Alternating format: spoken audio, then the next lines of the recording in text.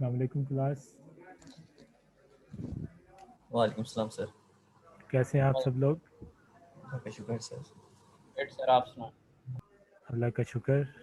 और प्रैक्टिस कैसी जा रही है? आप लोगों ने की थी गजा के प्रैक्टिस? यस सर सही है अल्हम्दुलिल्लाह आ रही सर सारी समझ। चलें, और घर ठीक जाके होगी। क्या करनी है, घर में बैठे हैं। हाँ जी, अब तो सारों ने घर में बैठना है 2 हफ्ते के लिए। ऑनलाइन क्लासेस हो गई हैं सारों की। अच्छा, तो हम लास्ट टाइम हमने क्या क्या चीज़ें पढ़ी थी? हमने HTML के कुछ बेसिक टैग्स देखे थे जिसमें हेडिंग, पैराग्राफ, टेबल्स और सर वीडियो वाला पार्ट रह गया था कि वीडियो हमने कैसे करनी है।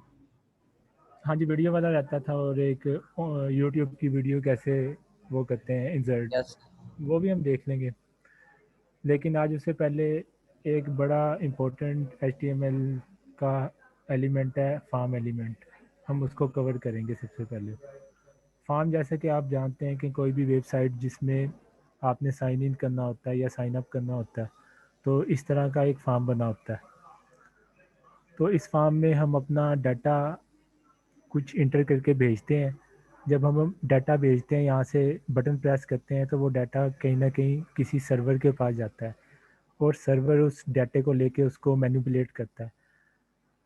जैसा कि अगर हम ये यूट्यूब को ही देख लें, ये जो इसमें है ना सर्च वाली फील्ड, ये भी एक फार्म है। तो इसका मतलब हुआ कि फार्म इस तरह का कम्प्लेक्स भी हो सकता है और जस्ट एक सिंगल फील्ड पे भी मुश्तमिल हो सकता है। अगर हम गूगल की मिसाल ले लें, तो गूगल में भी फार्म में सिर्फ एक ही फील्ड है जहाँ पे हमने अपनी क्यूरी लिखनी है और उसको सर्च करना है। तो वो सर्च क्यूरी गूगल के सर्वर में जाती है और हमें रिजल्ट दे देती है वापस। सर इसको हम एडिट टेक्स्ट व्यू कह सकते हैं, जैसे मोबाइल एप्लीकेशन में हम इसको कहते थे ये एडिट टेक्स्ट व्यू। नहीं, एडिट टेक्स्ट व्यू तो नहीं कहते इसको। बेसिकली जब हम यहाँ पे कोई चीज़ इंटर करते हैं ना, लाइक मैंने इंटर किया UMT, तो इसको मैं जब इंटर का बटन प्रेस करूँगा तो गूगल के सर्वर पे एक HTTP रिक्वेस्ट जाएगी। मैंने आपको बताया था HTTP रिक्वेस्ट क्या होती है, पिछले लेक्चर में याद है आपको? यस सर वो सर्च करता है सर HTTP। एस तो सर वो सिक्योर के लिए होता है, बाकी तो सर के इंटरनेट का प्रोटोकॉल है HTTP। हाँ जी, हाइपर टेक्स्ट ट्रांसफर प्रोटोकॉल। तो एक HTTP रिक्वेस्ट जाती है सर्वर के पास और ये फॉर्म का डाटा डाटा सर्वर के पास जाता है। तो ये सर्वर का काम है वो इसको समझे। ये हमने बैक एंड में लॉजिक बनाया होता है। जैसे कि अगर मैं ये यूट्यूब पे देखूं, मैं इसको इंस्पेक्ट करूं, अगर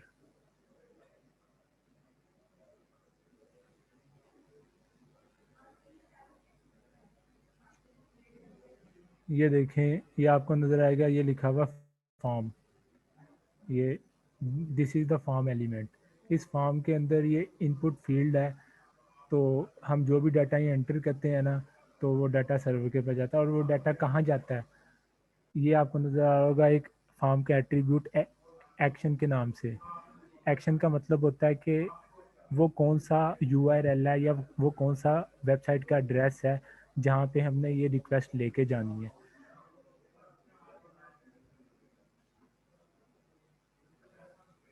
मैं यहाँ पे UMT लिखता हूँ, अगर आप एक्सक्यूज मी देखेंगे कि सर, हाँ जी, आप फिर से रिपीट कर सकते हैं? मेरा असल में इंटरनेट का मसला था, बस ये वाला पार्ट रिपीट कर दें। जब भी हम फॉर्म में कोई डाटा एंटर करते हैं, उसको बटन प्रेस करते हैं, तो एक HTTP रिक्वेस्ट जनरेट होती है जो कि सर्वर के पास जाती है। और अगर हम इसको इंस्पेक्ट करें, ये जो हमारा फॉर्म है HTML, this is the form element. तो ये रिक्वेस्ट कौन से सर्वर के पास जाएगी, उसका एड्रेस ये जो एक्शन के एट्रीब्यूट है इसके अंदर लिखा होता है। अब जैसा कि मैंने ये UMT सर्च किया, आप देखें ये URL में क्या लिखा हुआ है, youtube.com/result। और यहाँ एक्शन में क्या लिखा हुआ है, /result। मीन्स के ये जो है ना, इतना ये है यूट्यूब के सर्वर का एड्रेस। यूट्यूब कहता है कि यहाँ से तुम जो भी डाटा भेजोगे ना वो इस एड्रेस पे चला जाए, और इस एड्रेस पे हमने अपने लॉजिक बिल्ड किया हुआ है कि आपने किसी, अगर आपके पास कोई डाटा आता है उसको कैसे हैंडल करना है। ओके हो गया यहाँ तक? Yes sir. ठीक हो गया। सर चलें ये हम, रिजल्ट्स यानी एक फोल्डर क्रिएट है, यानी उसको बता देता है कि भाई ये इसने काम इसके अंदर ये करना है, या अभी अभी हम इसको बनाते हैं ना, आपको सारी चीज़ें क्लियर हो जाएंगी। ये तो मैं जस्ट आपको एक ओवरव्यू दे रहा था, हम इसको बना के देखते हैं। Okay sir. ये मैं अपने VS कोड में आया, यहाँ पे एक न्यू फाइल जनरेट करते हैं, इसका नाम रख देते हैं forms.html।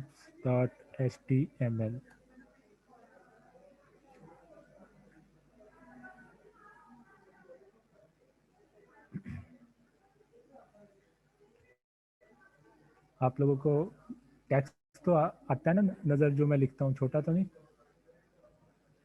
यस सर, आता है मुझे। चलें इसका टाइटल कर देते हैं फॉर्म्स।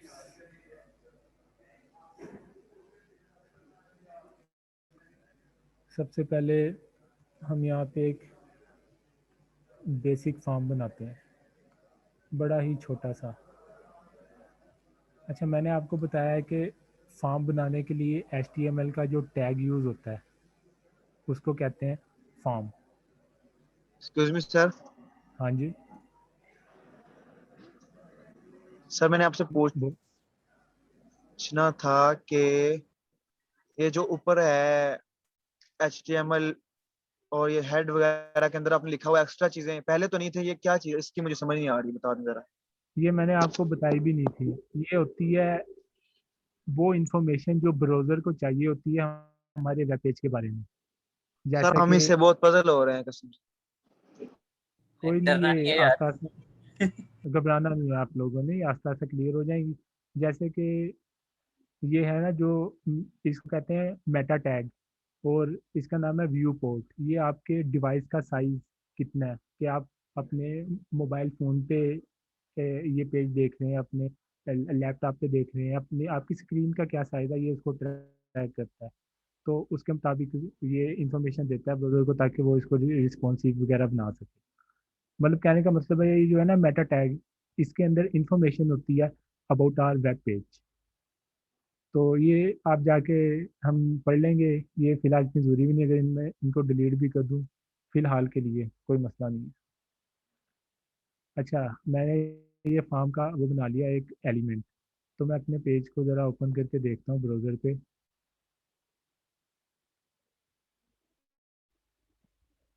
लास्ट में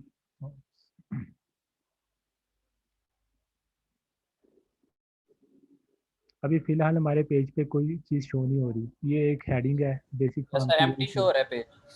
एम्प्टी शो हो रहा है। इसका मतलब ये है जो फॉर्म का एलिमेंट है इसके अंदर हमें कुछ और टैग्स देने पड़ेंगे जो हमें फॉर्म बनाने में हेल्प करेंगे। जो सबसे बेसिक टैग है वो होता है इनपुट का टैग। ये होता है सेल्फ क्लोजिंग।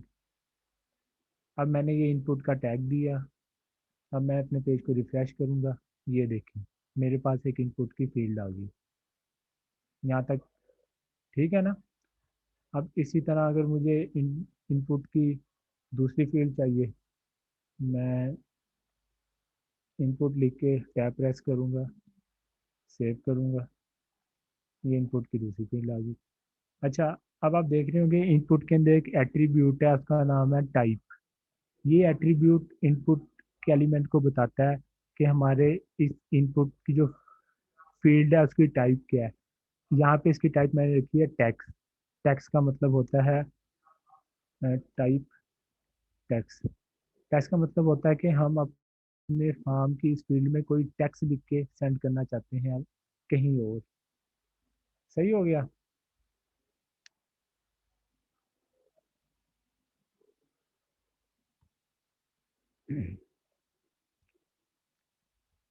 अच्छा, अब ये अकेले फील्ड तो बनी हुई है, लेकिन इनके साथ जब कोई चीज़ लिखी नहीं होगी हमें पता नहीं चलेगा कि बेसिकली इस फील्ड में हमने क्या इंटर करना है, इसमें क्या करना है। तो इसके साथ इसका कोई नाम भी तो लिखा होना चाहिए ना, जैसे कि यूज़र नेम, पासवर्ड। तो इसका नाम लिखने के लिए हम क्या करेंगे? आपके ख्याल में हम कौन सा टैग इस्तेमाल कर सकते हैं? कोई बच्चा मुझे आइडिया दे, कौन सा टैग हम इस्तेमाल कर सकते हैं? सर हेडिंग का सर H2 का। मैंने हेडिंग का करके देख H2 लेते H1 हैं। H2 यहाँ पे लिख देता हूँ मैं, यूज़र नेम। ये तो, ये भी ठीक है वैसे, हाँ जी। इसके अलावा कोई और बंदा बताए सर और क्या हम स्पैन का यूज़ दे कर सकते सकते हैं? हैं, स्पैन। हाँ जी, टेक्निकली हम स्पैन भी दे सकते हैं, हम सर उसको दे के H3 भी देख दे लेते सकते हैं हैं। कि थोड़ा शॉर्ट हो जाए।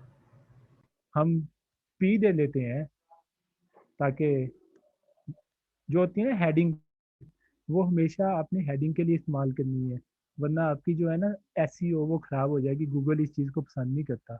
हेडिंग हमेशा होती है कि आपके वेब पेज के ऊपर आप किन चीज़ों के बारे में बात कर रहे हैं, तो वो हेडिंग्स बड़ी इंपॉर्टेंट होती हैं। आप उसको ऐसे नहीं इस्तेमाल करते, उठा के जहाँ मर्जी इस्तेमाल कर दी।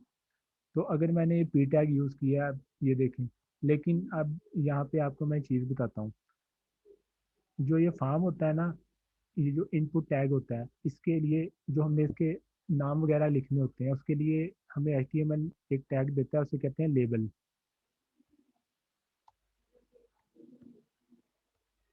लेबल लेबल वाला क्या करता है? पहले यहाँ पे मैं लिख देता हूँ user name. User name label का एक एट्रीब्यूट है, फॉर एट्रीब्यूट।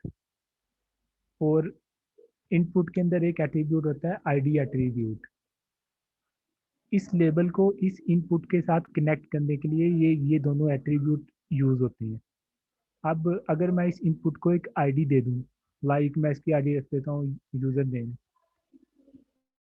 अब इस लेबल के फॉर में अगर मैं same ID, same word use करूं जो मैंने इनपुट की आईडी पे यूज़ किया है, तो ये लेबल और ये इनपुट टेक्निकली आपस में कनेक्ट हो जाएंगे।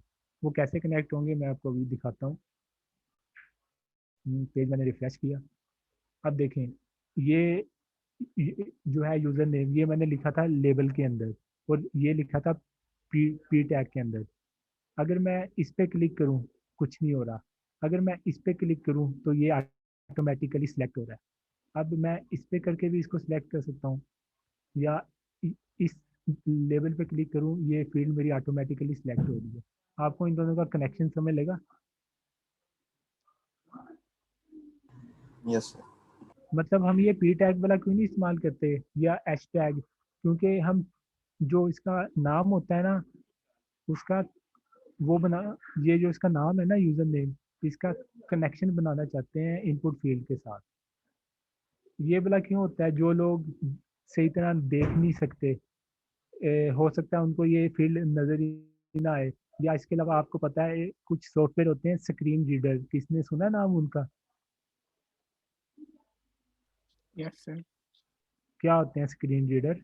सर जो ब्लाइंड लोग होते हैं ताकि वो हाँ जी, वेबसाइट यूज जो कर होते हैं सकें। ना ब्लाइंड लोग, जो देख नहीं पाते, उनको इंटरनेट यूज़ करने में आसानी हो सके, इसको कहते हैं एक्सेसिबिलिटी। तो वो स्क्रीन रीडर, जब ये देखिएगा ना, ये यूज़र नेम लिखा हुआ है लेबल के अंदर, ये देखिए यूज़र नेम लिखा है लेबल के अंदर, और इसका जो फॉर एट्रीब्यूट है उसकी वैल्यू बराबर है इस इनपुट की वैल्यू के। अब इसकी आईडी भी यूज़र नेम मैंने दे दी, इसकी फॉर में भी यूज़र नेम। इसका मतलब ये दोनों कनेक्टेड है। तो वो बोल के बता देगा उसको कि भाई एक यूज़र नेम की फील्ड आ रही है, यहाँ पे आप अपना नाम वो कर सकते हैं। तो दिस इज़ द स्टैंडर्ड, कि आपने अपनी वेबसाइट इस तरह बनानी है कि वो असेसिबल हो हर तरह के बंदे के लिए। तो लेबल हम इसलिए इस्तेमाल करते हैं। लेबल के अलावा हम टेक्स्ट के लिए स्पैन नहीं यूज़ करते, हम पैराग्राफ नहीं यूज़ करते। This is the reason. चलिए, आई थिंक ये आपको क्लियर हो गया होगा। इसी तरह ये जो है ना दूसरा मेरा इनपुट, इसको भी मैं दे देता हूँ लेबल। इसको मैंने दिया लेबल, ये भी टेक्स्ट है।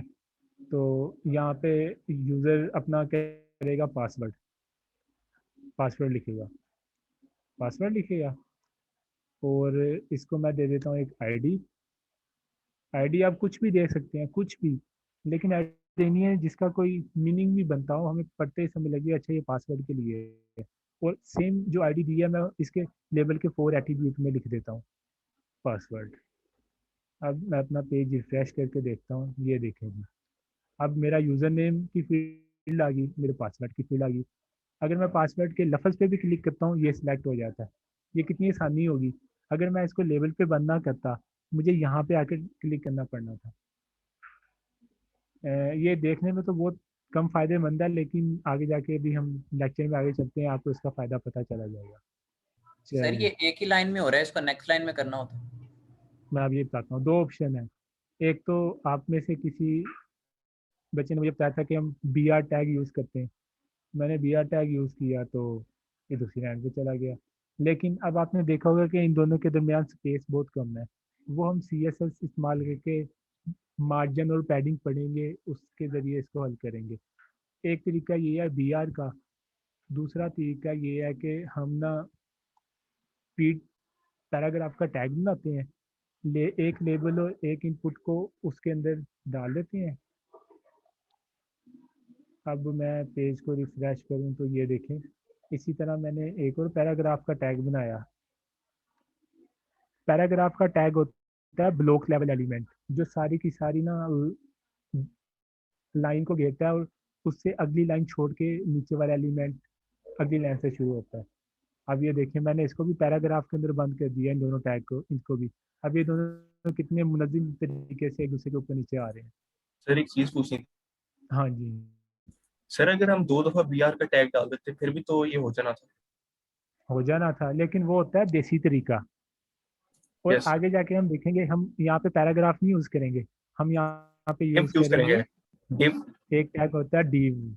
ये यस। ज़्यादातर ना CSS से रिलेटेड है। ये मैं अभी यस। CSS का जिक्र नहीं किया ना, मैं इसलिए बता नहीं रहा। div होता है कंटेनर, तो हम इस div के अंदर इन दोनों को रखेंगे।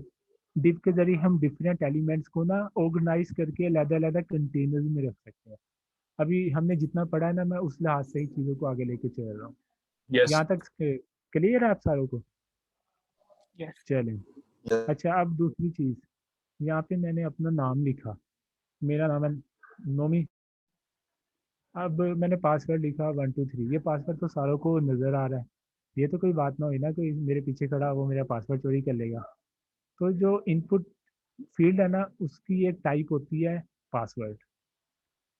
पासवर्ड, अब मैंने इसकी टाइप एट्रीब्यूट में टैक्सी का पासवर्ड लिख दिया। अब देखते हैं क्या होगा। अब अगर मैं इधर पासवर्ड इंटर करूँगा, ये अब कोई भी दूर खड़ा हुआ बंदा देख नहीं पाएगा। सही हो गया। अच्छा, इसको थोड़ा सा और एक्सेसिबल बनाने के लिए, ताकि लोगों के लिए आसानी हो, हम एक और इनपुट के अंदर वो यूज़ करते हैं एट्रीब्यूट, उसे कहते हैं प्लेस होल्डर। प्लेस होल्डर क्या होता है जी, जैसे ये ना यूज़र नेम, यहाँ पे लिख दूंगा मैं यूज़र नेम, यही सबसे रेलिवेंट बनता है। और इसके प्लेस होल्डर के एट्रीब्यूट में मैं लिख दूंगा पासवर्ड। अब अगर मैं पेज को रिफ्रेश करूँ, ये देखें, अब मुझे ये फील्ड पढ़ते ही पता चला कि ये बंदा मेरे से कह रहा है कि मैं यहाँ पे यूज़र नेम इंटर करूँ अपना। जैसे इंटर करूँगा वो प्लेस होल्डर गायब हो जाएगा, जो टेक्स्ट है 123। चलो, यहाँ तक तो हमारी गेम चल गई। अच्छा, अगर आपने फार्म के टैग देखने हैं ना, तो आप लिखें फार्म HTML MDN। मैंने आपको बताया था मोजिला डेवलपर नेटवर्क बड़ी अच्छी वेबसाइट है।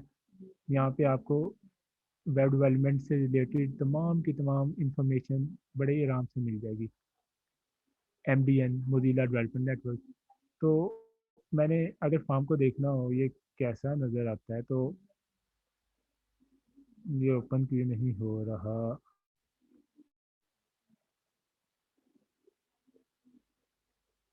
चले, अब जो एक फार्म होता है ना, ये देखें, ये फार्म का टैग है। मैंने आपको बताया इसके अंदर होते हैं इनपुट्स, लाइक ये वाला जो इनपुट है ये टेक्स्ट टाइप का है, इसने इसको दिया हुआ लेबल। तो इस तरह से इसने अपना फार्म बनाया हुआ है। अब इसके बाद अगर हम इसके और टैग देखना चाहें, नीचे इसके सर DIV यूज कर रही है, क्या चीज है किस जगह वाला? सर? ऊपर ही फॉर्म में DIV से स्टार्ट कर रहा है, टैग्स DIV वाला टैग डिवाइड या ये डी ये मैंने आपको बताया, ये कंटेनर होता है। जिस तरह ना मैंने ये पैराग्राफ में बंद की है ना अपनी चीज़ें, तो इसने बंद यस की हैं div, इसने बंद की हैं div के अंदर। तो div के अंदर एक क्लास लिखी है CSS की क्लास, ताकि वो इसके मार्जिन और पैडिंग को कंट्रोल करते हुए इसकी शक्ल को अच्छा बना सके, स्टाइल कर सके। ठीक है जब ठीक हम है। CSS पढ़ेंगे ना, तब हम देखेंगे कि ये div का काम क्या है। चलें, ओके ये फार्म का, अब फार्म के अगर हमने बेसिक एलिमेंट्स देखने हो तो वो बहुत ज़्यादा एलिमेंट होते हैं। जैसे यहाँ पर मैं लिखूँ फार्म इनपुट। आपने ना वेब में सिर्फ ना गूगल यूज़ करना है और अपने मसाइल का हल तलाश करना है। अब ये देखने के लिए कि इनपुट कितने टाइप के होते हैं, ये देखेंगे। इनपुट की टाइप एट्रीब्यूट बटन भी हो सकती है, कलर भी हो सकती है, डेट भी हो सकती है। लाइक इधर ये डेट, और ये फाइल अपलोड भी कर सकते हैं। इसके अलावा मंथ भी हो सकता है। मतलब इनपुट की कई टाइप्स होती हैं। ये कलर, अगर मैं ये कलर डाल के देखूँ रिकॉर्ड में, मैं इधर आता हूँ, मैं इसको दोबारा से पी टैग में बंद करता हूँ ताकि ये अलग लाइन में आ जाए। मैं यहाँ पे एक इनपुट बनाता हूँ और उसकी टाइप रखता हूँ कलर। अभी मैं इसको अपने पेज को रिफ्रेश करूँगा, ये देखेंगे ये कलर। मतलब ये कलर को पिक करेगा, ये भी हमारे सर्वर को इन्फॉर्मेशन भेजेगा कि अगर यहाँ पे आप लिख दें इससे पहले एक लेबल, फर्स्ट करें मैं लिखता हूँ एक लेबल लिखता हूँ LABE, लेबल लिखता हूँ मैं योर फेवरेट कलर, कि अपना फेवरेट कलर बताओ। तो इसको मैं एक आईडी देता हूँ, आईडी में कुछ भी लिखते हैं कलर, और आईडी जो होगी वही 4 के अंदर वैल्यू होगी, वरना ये आपस में कनेक्ट नहीं होंगे कलर। ये देखें योर फेवरेट कलर। अब हमें पता चला कि कौन सी फील्ड में हमसे ये क्या इन्फॉर्मेशन मांग रहा है। अच्छा जी, कलर के बाद केड़ी चीज़ देख लेते हैं, नंबर्स। हाँ, कलर के बाद एक होता है जी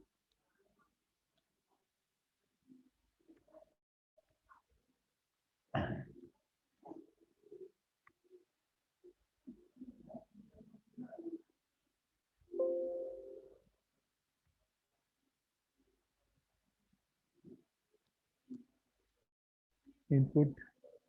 इसकी टाइप कर देता हूँ मैं नंबर, इसको एक आईडी दे देता हूँ, आईडी नम कर देते हैं।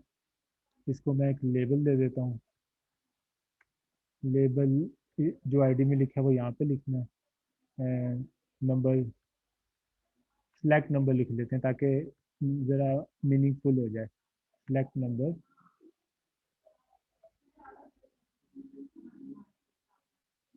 ये देखें। अब ये हमारे ना फॉर्म की स्ट्रक्चर बनना शुरू हो गया है। ये हमारा टैक्स एट्रीब्यूट है, तो ये हमारा टैक्स इनपुट फील्ड है जिसकी टाइप है टैक्स। ये हमारा पासवर्ड है, ये हमारा कलर है, ये हमारा नंबर है। और यहाँ पे आप देख सकते हैं ये कितने ज़्यादा है, ये कितने ज़्यादा है।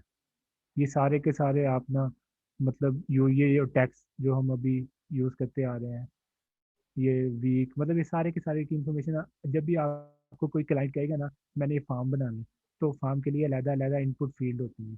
वो ये चेक बॉक्स आपने देखा होगा, जब आप कोई सॉफ्टवेयर डाउनलोड करते हैं वहाँ लिखा होता है आई एग्री, उसको आप चेक कर लेते हैं।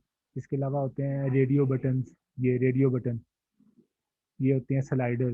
तो ये सारे के सारे काम आप ना फॉर्म के अंदर इनपुट की जो टाइप एट्रीब्यूट है ना, ये वाली टाइप एट्रीब्यूट, यहाँ पे उस टाइप का नाम लिखते हैं, वो आपको एट्रीब्यूट मिल जाता है।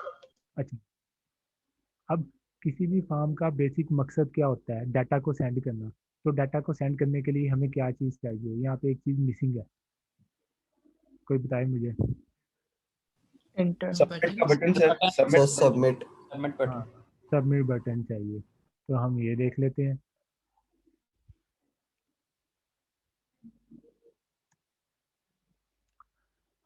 अब एक होता है जी इनपुट, अगर हम इसकी टाइप कर दें सबमिट। मैं रिफ्रेश करूं, ये देखें अब मैंने एक इनपुट बनाया, उसकी टाइप में लिखा सबमिट, इसने मुझे एक सबमिट का बटन दे दिया। ठीक हो गया। अगर मैं चाहता हूँ इस बटन में सबमिट के अलावा कुछ और लिखा हो तो मैं जस्ट यहाँ पे एक एट्रीब्यूट डालूंगा वैल्यू, यहाँ पे लिखता हूँ सेंड माई डाटा, मेरा डाटा सेंड कर दो। इसको मैंने रिफ्रेश किया, सेंड माई डाटा। चलें, अब हमारे पास पीसीज ऑफ इंफॉर्मेशन ना कंप्लीट हो रहे हैं आस्ता आस्ता। लेकिन अब आपको एक चीज़ दिखाता हूँ। जब ये यूट्यूब का छोटा सा वन फील्ड का फॉर्म है, अभी मैं यूट्यूब के होम पेज पे जाता हूँ। अभी आप मुझे देख के ये बताएं, ये इसका लिखा हुआ है URL। तो URL हम सारों को पता है, लेकिन जब मैं सर्च करता हूँ UMT, मैंने UMT सर्च किया तो एक तो इसने URL के साथ ये चीज़ जोड़ दी डॉट रिजल्ट, और दूसरी यहाँ पे एक है इंटरोगेटिव साइन, ये आपको नज़र आ रहा होगा। उसके बाद एक चीज़ लिखी हुई है सर्च क्यूरी बराबर है UMT। इससे हमें क्या पता चल रहा है कि जो डाटा हमने इंटर किया इधर, वो किसी न किसी वेरिएबल में सेव हो रहा है, और उस वेरिएबल का नाम है सर्च क्यूरी। ओके हो गया। ये जो हमने लिखा है ये किसी वेरिएबल में सेव हो रहा है, उस वेरिएबल का नाम है सर्च क्यूरी। और अगर मैं इसको इंस्पेक्ट करूं,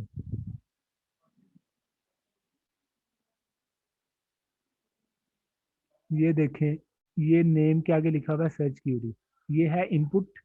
इनपुट का नाम उसने रखा हुआ है सर्च क्यूरी। इसका मतलब ये हुआ, जो हम अपने इनपुट का टैग होता है ना, इसको हमें कोई ना कोई नाम देना पड़ता है। नाम क्यों देना पड़ता है? ताकि सर्वर पहचान जाए कि ये कौन सा इनपुट टैग है, और इसके डाटा को मैंने किस जगह सेव करना है, या किस जगह इसको कंपेयर करके डाटा निकालना है। तो अगर मैं अभी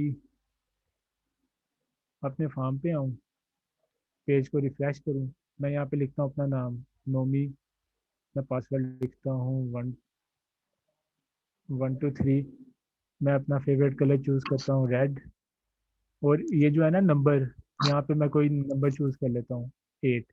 अब मैं जब इसको सेंड करता हूँ, देखें यहाँ पे कुछ नहीं आ रहा। ये जो है ना इंटेरोगेटिव साइन, इसके बाद कुछ भी नहीं लिखा हुआ, क्योंकि अब मेरा डाटा कहीं सेंड होना चाहिए था। अब मेरा डाटा कहाँ सेंड हो वो मैंने बताना होता है इस एक्शन के एट्रीब्यूट के अंदर। लेकिन अभी तक हमने कोई सर्वर नहीं बनाया, तो यहाँ पे हम लिख देते हैं डमी कि ये एक URL है मेरे सर्वर का, वहाँ पे ये डाटा तुम लेके चले जाना। एक्शन के जरिए हम ये बताते हैं कि हमें डाटा कहाँ लेके जाना है। अब अगर मैं इसको देखें, भेजता हूँ, यहाँ पे कुछ नहीं आ रहा, तो मुझे अपने अपनी इनपुट फील्ड के कोई ना कोई नाम रखना पड़ेगा। मैं इसका नाम रखता हूँ NAME नेम। इसका मैं क्या नाम रखूँ भला आपके ख्याल में?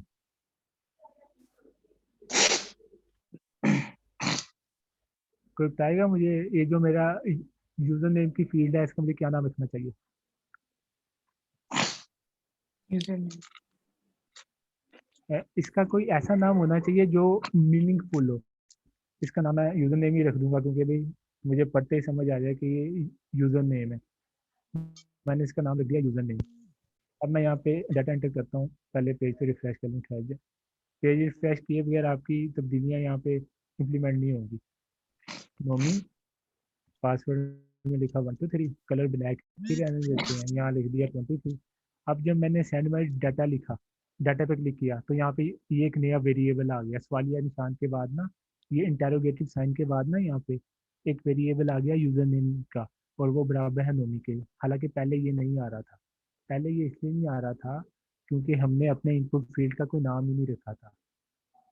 यहाँ तक ये बात आप लोगों ने पिक की है?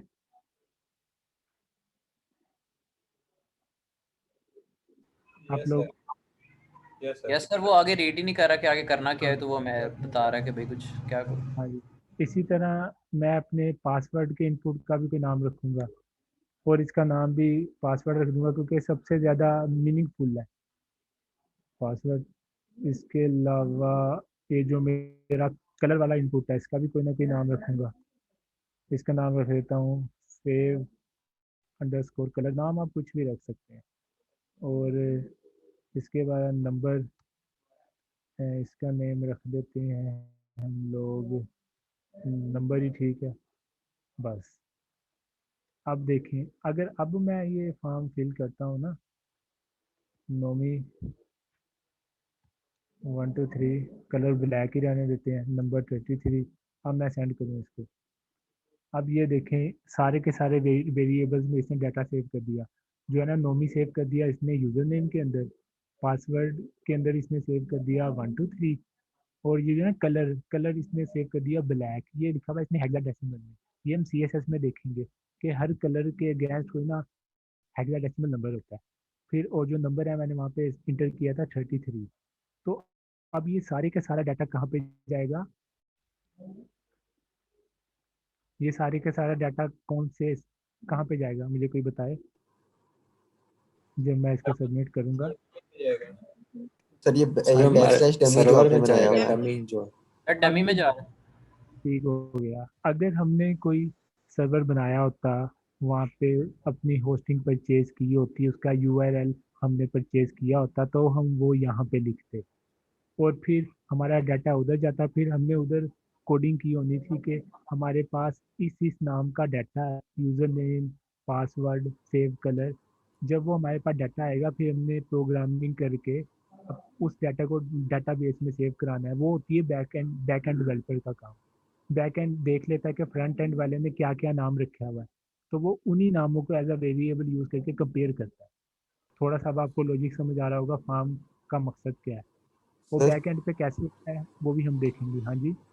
सर ये जो पासवर्ड का आपने बनाया है अब इस पे आपने टाइप भी पासवर्ड रखी हुई है। जब आपने HTML में सबमिट कराए हैं सारे नेम्स तो वहाँ पर हाँ ऊपर जो हाँ URL आ जी रहा है उसमें पासवर्ड 1 2 3 ठीक लिखा है भी आ रहा है। तो ठीक। ये ये मैं बात आपको बताना भूल गया था, बड़ा ज़बरदस्त क्वेश्चन है ये ना। अगर यहाँ पे ऊपर लिखा हुआ है सारी दुनिया को आपका पासवर्ड पता चल जाए, तो जो मैंने आपको बताया था जब हम ये इंटर का बटन प्रेस करते हैं ना, ये ये बटन, तो एक HTTP रिक्वेस्ट जाती है हमारे सर्वर के पास ये सारा डाटा लेके।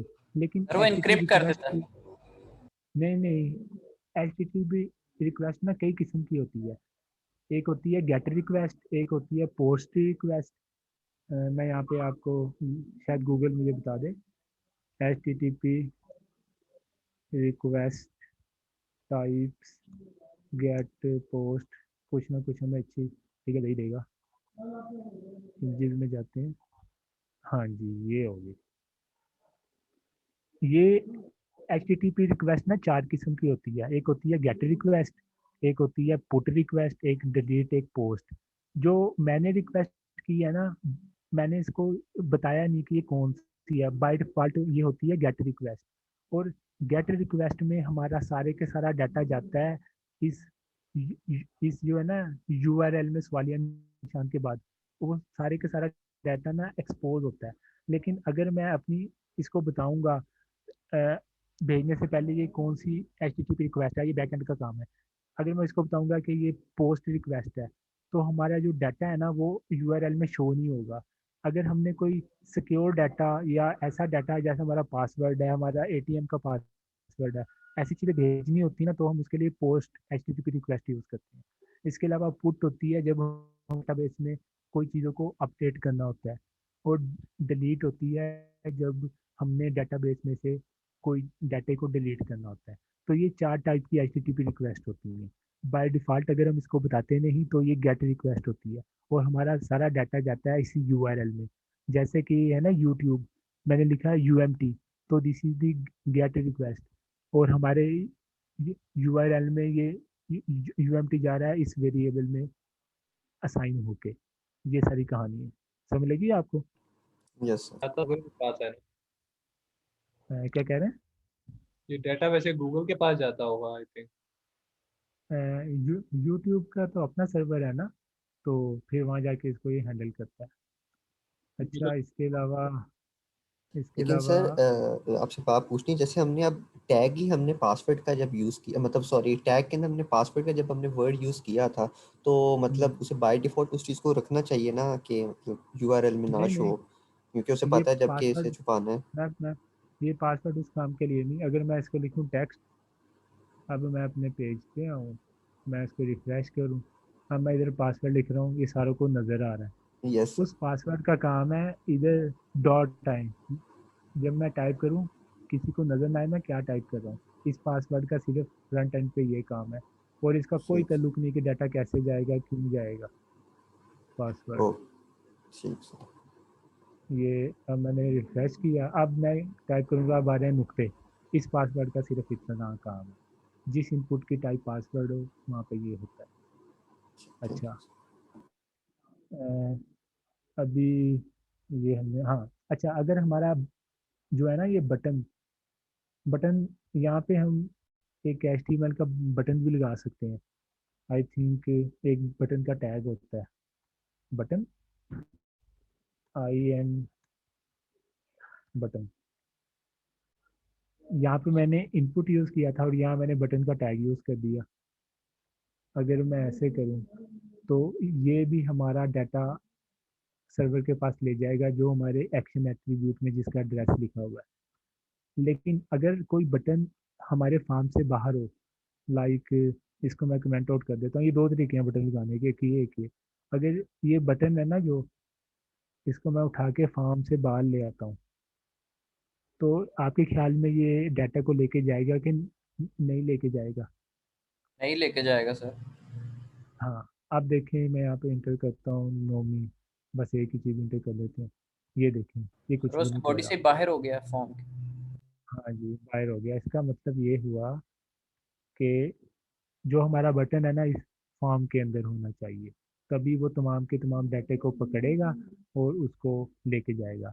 और जो हमारा है ना नेम एट्रीब्यूट, इसका मकसद ये है कि जो हम टाइप करेंगे वो इस नाम के वेरिएबल में सेव हो जाए, और फिर बैक एंड पे डेवलपर ने सेम नाम के वेरिएबल्स बनाए होंगे, वो देखेगा कि क्या यूज़र नेम जो नोमी है, तो वो कोई और भी है नोमी, मैंने उसको अगर साइन इन करना है, या जो उसने पासवर्ड मुझे भेजा है नोमी का पासवर्ड वही है कि नहीं, तो पीछे जो होती है ना बैकएंड पे लॉजिक बिल्डिंग, वो इन नेम्स की बेसिस पे होती है।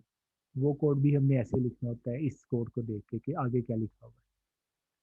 चलें, ये कहानी तो यहाँ तक।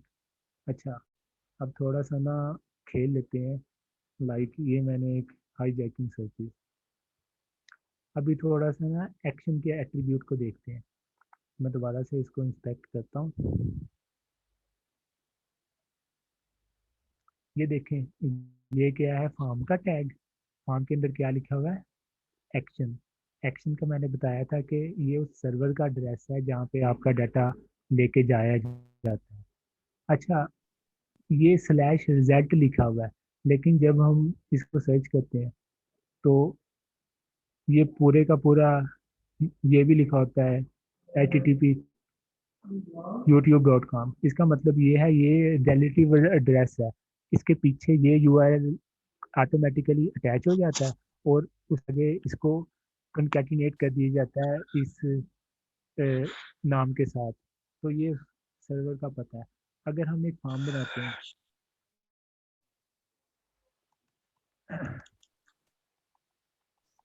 यहाँ पे मैं एक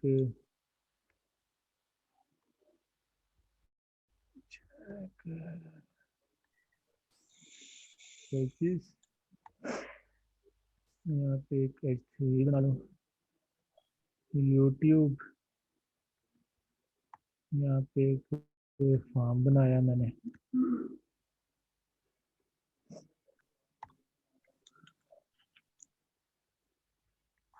यहाँ पे एक इनपुट बनाया मैंने, इनपुट की टाइप टेक्स्ट है। अच्छा, अगर मैं ये यूट्यूब वाला सेम जो एड्रेस है, इसके सर्वर का एड्रेस, इसको कॉपी करूँ और ये सेम एड्रेस मैं अपने फार्म के एक्शन, मैं अपने फार्म को कहूँ कि तूने मेरा डाटा ना इस सर्वर के एड्रेस पे लेके जाना है, इस एक्शन पे ये एड्रेस लिख दूँ। अगर मैं इसको सेव करता हूँ तो मैं अपने पेज पे जाता हूँ, अब ये एक मैंने इनपुट का फॉर्म बनाया है, यहाँ पे मैं कोई प्लेस होल्डर भी लिख देता हूँ, प्लेस होल्डर टाइप समथिंग, कुछ भी टाइप करो। अच्छा, अब मैं यहाँ पे अगर कुछ भी टाइप करूँगा, मैं यहाँ पे लिख लेता हूँ UMT लिख लेते हैं, इंटर करूँगा, कुछ हो रहा है कि नहीं हो रहा। एक चीज़ आप गौर करें, मैंने इंटर किया, ये मुझे कहाँ पे ले गया, ये ऊपर URL देखें, ये मुझे कहाँ पे ले गया, यूट्यूब। ये मुझे यूट्यूब गया, ये यूट्यूब के पास गया। और ये जो सर्च क्वेरी का वेरिएबल है ये खाली है। ये खाली वाला क्यों है? ये खाली इसलिए है कि मैंने जो अपना इनपुट था ना उसका कोई नाम नहीं रखा। अगर मैं इसका कोई नाम रखता हूँ, फर्ज करें इसका नाम रख देते हैं, नेम बराबर है क्यूरी है ना, नाम मैंने रख दिया नेम। अब इसको रिफ्रेश किया, यहाँ पे मैं पाकिस्तान सर्च करता हूँ ज़रा। मैं अच्छा, आपको एक चीज़ बता दूँ, अगर हमने बटन नहीं भी लगाया और हम इंटर प्रेस करें तो फॉर्म में उसका मतलब ये होता है डाटा भेज दो। तो मैंने इंटर का बटन प्रेस किया, ये मुझे यूट्यूब पे ले गया। अब ये यूट्यूब का एड्रेस है और वेरिएबल का नाम, इसने इसको search query Q Q Q Q Q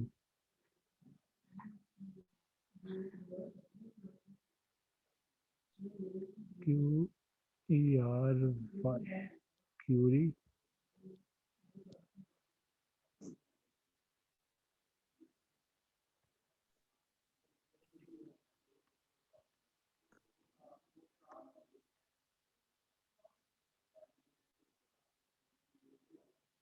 हाँ जी, अब मैंने इस वेरिएबल का क्या नाम रखा है, क्यूरी।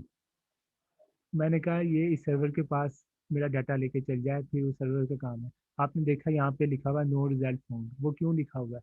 वो ये लिखा हुआ है, अगर मैं इसको इंस्पेक्ट करूँ, इसकी जो इनपुट है उसने उसका क्या नाम रखा हुआ है, ये क्या नाम रखा हुआ है, कोई बताएगा मुझे? Search query. Search query. Search query. इसका मतलब ये है कि यूट्यूब का जो है ना सर्वर, वो तलाश कर रहा था, मेरे पास एक रिक्वेस्ट आई है और उसके पास एक वेरिएबल होगा सर्च क्वेरी के नाम का, जबकि मैंने अपने वेरिएबल का क्या नाम रखा है, अकेला क्वेरी। तो मुझे ये ना सेम नेम ही देना पड़ेगा, सर्च पहले तो हमने अंडरस्कोर। क्यों रखा था, तो तब तो हो गया था। यस वो सर। हो गया था, वो मैं भी परेशान हो गया था, दोबारा क्यों रख के भेजे थे, वो ऑटोमेटिकली पता नहीं उसने क्यों पहचाना, लेकिन वो लॉजिक बन नहीं रहा था। अभी इसको मैं बैक करूँ ज़रा, मैं जस्ट आपको जो है ना एक्शन का कॉन्सेप्ट, कि एक्शन में यहाँ पे क्या लिखते हैं यार, आतिफ साहब का नाम लिख लेते हैं अभी। अब ये नाम सेव है, अभी मैं इसको क्यों रख के देखता हूँ कि भाई वो क्यों इसने किया था। हालांकि लॉजिकली मैंने इसका नाम ही कोई रखा था, उसके सर्वर को पहचानना ही नहीं चाहिए कि ये क्यू में जो डाटा सेव है मैंने इसके साथ करना क्या है। इसको रिफ्रेश किया, आतिफ असलम। हम्म, या तो सर जो ये हो मेरे दिन सकता है में कि आ रही है, क्यों उसने नहीं जो है नहीं, ना एलियस नेम रखा हो हाँ वेरिएबल जी, का। मैं भी ये कह रहा हूँ उसने बैक एंड पे, मतलब कि कोई ऐसा लॉजिक कि अगर ये क्यू हो या ये सर्च क्वेरी हो तो इन दोनों का मतलब यही है, तो तुम इसको पकड़ो, सर्च करो डाटाबेस में से इस नाम की वीडियो मुझे दे दो। मतलब अब ये मैं नहीं जानता। और इसकी एक और बहुत बड़ी वजह हो सकती है, ये जो है ना गूगल, गूगल ने अपने जो इनपुट का नाम रखा हुआ वो रखा हुआ क्यू, और ये दोनों एक ही कंपनी है। जैसे मैं इधर सर्च करता हूँ UMT, आपको पता है ना गूगल एंड यू सेम है। मैंने बल्कि कोई लंबी चीज़ सर्च करता हूँ, ये तो पड़ी भी नहीं जानी, पिज़्ज़ा, मैं सर्च करता हूँ पिज़्ज़ा। अब आपने बताना है यहाँ पे पिज़्ज़ा कहाँ लिखा हुआ, ताकि ना मुझे पता चल जाए।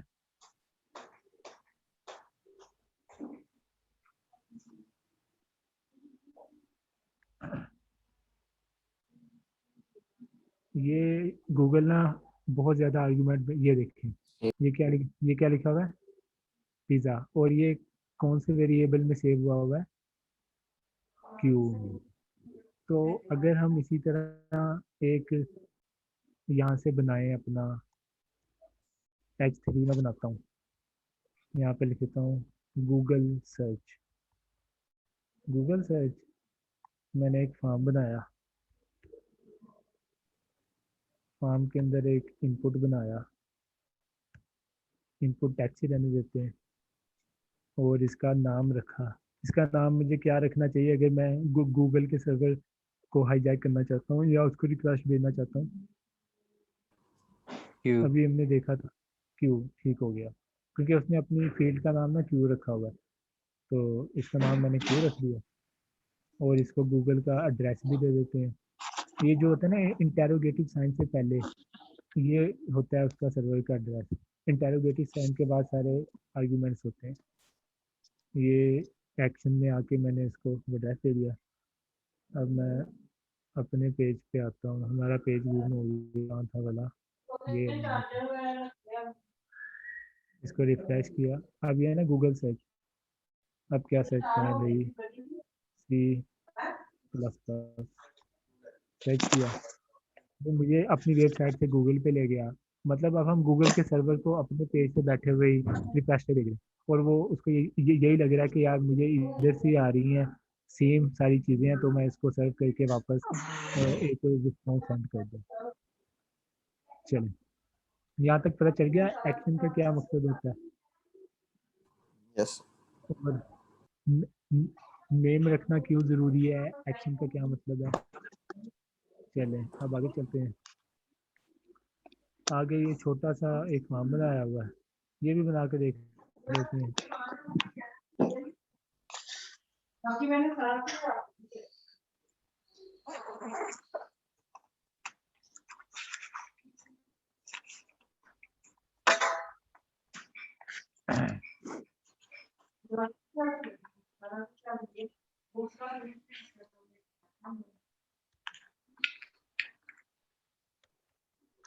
यूनिवर्सिटी एडमिशन फॉर्म, सबसे पहले फॉर्म के एट्रीब्यूट, ये कहाँ पे जाएगा, अभी डमी कर लेते हैं, हमारे पास कोई सर्वर नहीं है अभी। अच्छा, पहले क्या पूछा होगा जी, TI एग्री लाहौर कहाँ रहते हो, शेयर डिग्री। मैंने आपको बताया था एक इनपुट होता है चेक बॉक्स। अगर मैं यहाँ पे लिखूँ चेक बॉक्स, तो देखते हैं क्या होता है।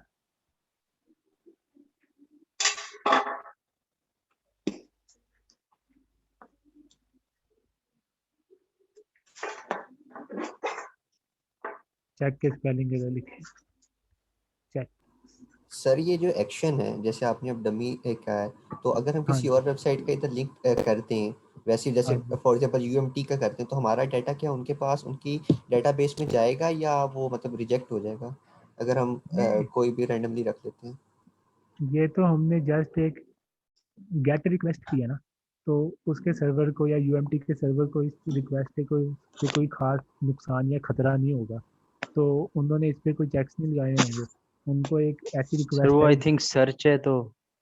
हाँ जी, वो सर्च है, जस्ट एक क्यूरी है कि डाटाबेस में से ना ये चीज़ सर्च करके हमें वापस कर दो, तो वो कहता है यार ये तो आम सी चीज़ है, बेशक ये मेरे वेबसाइट से ये कहीं और से आई है, तो मुझे इससे इतना कोई खास फर्क नहीं पड़ता।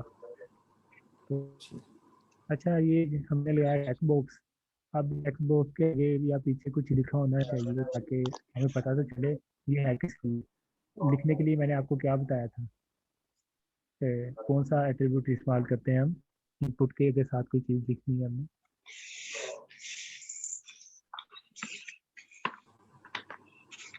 इनपुट के साथ अगर कोई चीज़ लिखनी है तो कौन सा एट्रीब्यूट इस्तेमाल करेंगे? Place holder. मैं प्लेस होल्डर तो है ना जो उसके अंदर लिखी जाता है, साथ की बात कर रहा हूँ। मतलब यहाँ पे कोई चीज लाइन लिखी होगी तभी पता चलेगा ना ये चेक बॉक्स इसलिए है। लेबल, लेबल याद आया? अब ये हमारी मर्जी है, लेबल को पहले लिखें या बाद में, हम बाद में लिख लेते हैं। Yes I agree to the terms, मुझे आपकी तमाम शर्तें मंजूर हैं। और अगर मैंने लेबल को इस इनपुट के साथ ये अपना ना माइक बंद कर लिया, सारे कर ली, हो रहा है माइक बंद कर लें बच्चे, अपना माइक बंद कर लें।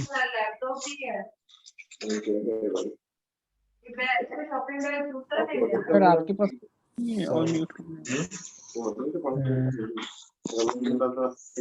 पाँच तो बजे option- 5:30 ये कौन है भला, इनका नाम बता दें मुझे। अली आदिल है सर ये। आदिल साहब, लगता है बंद कर लिया, चलें। तो इसमें माइक ऑन रहेगा। अच्छा, अगर मैंने इस लेबल को इस इनपुट के साथ कनेक्ट करना है तो मैं फोर का एट्रीब्यूट इस्तेमाल करता हूँ। तो यहाँ पे लिख लेता हूँ एग्री, और इसको इनपुट को दे देता हूँ आईडी। आईडी भी सेम ही होनी चाहिए, एग्री। ये आईडी इस फोर के सेम होनी चाहिए, तब ये दोनों आपस में कनेक्ट हो जाएंगे। अब ये अच्छा, मैंने आपको एक फ़ायदा बताया था लेबल का, वो फ़ायदा यहाँ पे बड़ा विजिबल होगा। देखें, इसको जब हमने सेलेक्ट करना है, इसको हम क्लिक करते हैं ना ऐसे, तो हो सकता है कि कोई बंदा, उसकी आई साइट काफ़ी वीक है, तो उसको ये डब्बा ढूंढने में मुश्किल होगी। तो अगर उसको ये लाइन आ रही है नज़र, वो इस लाइन पे भी क्लिक कर देगा, ये सिलेक्ट हो जाएगा। अगर मैं लेबल का इस्तेमाल ना करता ना, यहाँ पे मैं कोई टेक्स्ट लिख देता ऐसे ही, तो इसका इसके साथ कनेक्शन ही नहीं होना था। तो लेबल इसलिए ज़रूरी है कि हमारे इनपुट फील्ड और टेक्स्ट के दरमियान एक तरह का टेक्निकल कनेक्शन पैदा हो जाए, कि अगर हम कहीं भी क्लिक करें ना उसके ऊपर, तो वो हमारा टेक्स्ट के ऊपर ही हो। ये एक छोटा सा फ़ायदा था जो हमें इससे होता है। अच्छा, अब नीचे अगला, इसको मैं बंद कर देता हूँ पैराग्राफ के अंदर, ताकि अगली चीज़ें ना अगली लाइन से शुरू हो। पैराग्राफ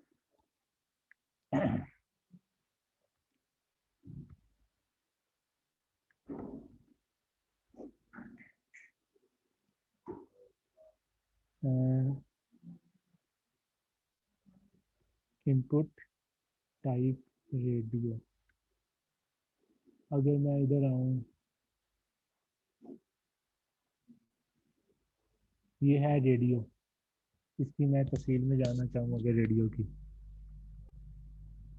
ये आपने देखा होगा अक्सर फार्म्स में होता है, ये आपके पास मल्टीपल ऑप्शंस होते हैं, आपने कोई एक ऑप्शन सेलेक्ट करना होता है, पता है ना आपको ये रेडियो बटन का। तो ये होता है, ये होता है इनपुट, इसकी टाइप होती है रेडियो। ये है इसने लगाया हुआ लेबल, ये इसका फोर है, और ये इसकी आईडी है, ताकि दोनों आपस में कनेक्ट हो जाएं। ये इसने उसका नाम रखा है, और ये वैल्यू क्या चीज़ होती है ये मैंने अभी तक नहीं बताई, ये मैं आपको अब बताऊंगा। अच्छा, हमने देख लिया रेडियो। तो अगर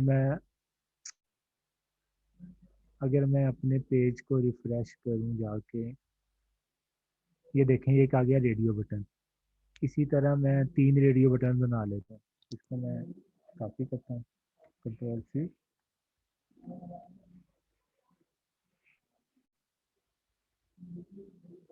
कंट्रोल सी, जी मैंने 3 रेडियो बटन बना लिए। सर लेकिन अब ऑप्टिमाइज इसमें कोड के लिए भी हमें ये सारा कुछ करना पड़ेगा, मतलब कि 3 दफ़ा ही ये लाइन वही सेम लिखनी पड़ेगी। ये वाली, जी सर, या फिर कोई नहीं सर इसका नहीं वो क्लास वगैरह बनती होगी। नहीं, ये तो हम HTML लिख रहे हैं ना, और HTML is not a programming language, HTML is a templating language. ये जस्ट HTML में हम लूप्स वगैरह नहीं लिख सकते, या कोई इसको वो, HTML में हमने जो चीज़ जितनी बार लिखनी है उतने टैग लगाने। ओके तो सर। ये चीज़ आप ध्यान में रखिए। अब अगर हमें 3 रेडियो बटन चाहिए थे, मैंने 3 दफ़ा इसको लिख दिया। अगर मुझे 4 चाहिए होंगे, मैं 4 दफ़ा लिख दूंगा। तो ये वो चीज़ है। अच्छा, अब ये रेडियो बटन तो हमारे पास आ गए, लेकिन यहाँ पे एक छोटी सी गड़बड़ है। गड़बड़ भला क्या है, मैं इसको सिलेक्ट कर रहा हूँ, इसको कर रहा हूँ, ये क्या, ये तीनों सिलेक्ट हो रहे हैं। हालांकि हमने देखा है रेडियो में हमेशा वन ऑफ द ऑप्शन होता है जो हमने सिलेक्ट करना होता है, बाकी अनसिलेक्ट हो जाते हैं। ऐसे ही है ना, देख रहे हैं आप। तो पर यहाँ पे तो मैं जिस पे क्लिक करता हूँ वो सिलेक्ट हो जाता है। अच्छा उससे भी पहले हम इनको एक नाम दे देते हैं, कोई लेबल दे देते हैं। लेबल इनको हम क्या दें कि आप कौन से शहर में रहते हो, मैंने अपने दिमाग में अज्यूम किया है आप ना एडमिशन फॉर्म फिल कर रहे हो, तो मैं इसको लेबल में पहले दूं कि बाद में दूं, पहले दे देता हूँ ताकि ना रेडियो के पीछे से शुरू हो।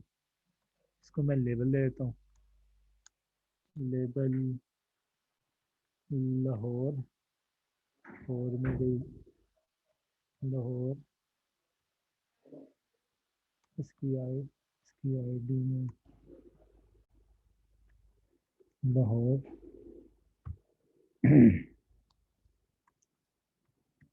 लेबल है शनिवार, इसको आईडी दे देता हूँ शनिवार, और तीसरे को भी एक लेबल दे देते हैं पिंडी, पी छोटा लिख लेते हैं पिंडी, और इसको मैं कनेक्ट कर देता हूँ इस वाले इनपुट से आईडी देके आईडी। चलो अभी देखते हैं हमारा काम, ये देखिए यस आई एग्री, हाँ मैं एग्री हूँ कि नहीं। अब आप कौन से शहर में रहते हैं, आप एक साथ 3 शहर में तो नहीं रह सकते ना, तो ये तीनों सेलेक्ट हो रहे हैं, ये गलत चीज़ है। तो इसके लिए हमें इन तीनों के तीनों इनपुट को सेम नेम देना पड़ेगा। तो मैंने यहाँ पे क्लिक किया, मैंने आल्ट का बटन प्रेस किया, मैंने इधर क्लिक किया, इधर क्लिक किया, ये एक फीचर है वीएस कोड का, तो मैं मल्टीपल जगह सेम चीज़ लिख सकता हूँ। मैं यहाँ पे लिखूंगा नेम, नेम बराबर है सिटी। मैंने इन तीनों इनपुट को सेम नेम दे दिया, इसका नाम भी है सिटी, इसका नाम भी है सिटी, और इसका नेम भी है सिटी। अब अगर इन तीनों का नाम सेम है तो अब क्या होगा, मैंने ये सिलेक्ट किया, मैंने ये सिलेक्ट किया, अब एक सिलेक्ट हो रहा है, इसका मतलब मेरे फार्म को पता चल गया कि अगर इन तीनों का नाम एक है ना, मतलब ये तीनों एक ही वेरिएबल से ताल्लुक रखते हैं, और वेरिएबल का नाम मैंने रखा है सिटी। मतलब या तो सिटी चिन्योट होगा, या तो सिटी लाहौर होगा, और या तो सिटी पिंडी होगा। गुड हो गया। अब यहाँ पे मैं पहले इसका एक बटन बना दूँ, आपको एक और चीज़ मैंने देनी है डेमो, इस फॉर्म का मैं एक बटन बना देता हूँ, सीधा सीधा बटन लगाते हैं, बटन सबमिट कुछ भी लिख सकते हैं, हमारी मर्जी है। मैंने पेज को रिफ्रेश किया, अब मैंने ये सिलेक्ट किया, मैंने लाहौर सिलेक्ट किया, अब मैं सबमिट पे क्लिक करूँगा। अब ये देखें, ये क्या लिखा हुआ है, सिटी ऑन। सिटी हमारा क्या है, सिटी हमारा ये है ना रेडियो। अब मैंने इधर सिलेक्ट किया था लाहौर, आपको दोबारा दिखाता हूँ। सर आपने सिंगल रेडियो बटन सेलेक्ट करने के लिए क्या किया, 1 मिनट रिपीट करेंगे। मैंने इन तीनों को सेम नेम दे दिया, इसका नेम भी सिटी रख दिया, इसका नेम भी सिटी रख दिया, ताकि मेरे डेटाबेस में कोई मैंने डेटाबेस बनाया हुआ कि सिटी के नाम का वेरिएबल है, उसमें ये जो इसने सेलेक्ट किया वो कर दो, तो तीनों को मैंने सेम नेम दे दिया। ठीक है तो अब मेरे फार्म को पता चल गया कि इन तीनों का वेरिएबल नेम सेम है, तो इनमें से एक ही चीज़ सिलेक्ट हो सकती है। ठीक है। मैं जो चीज़ मैं आपको बताना चाह रहा हूँ ना, अब देखें मैंने यहाँ पे सिलेक्ट किया चनियोट, अगर मैं सबमिट करूँगा तो सिटी में लिखा होना चाहिए था चनियोट, लेकिन यहाँ पे क्या लिखा हुआ है, ओन। ऑन। ओन का ओन का क्या मतलब, मेरे डेटाबेस को तो नहीं पता ना ओन ओन ओन से क्या मुराद है।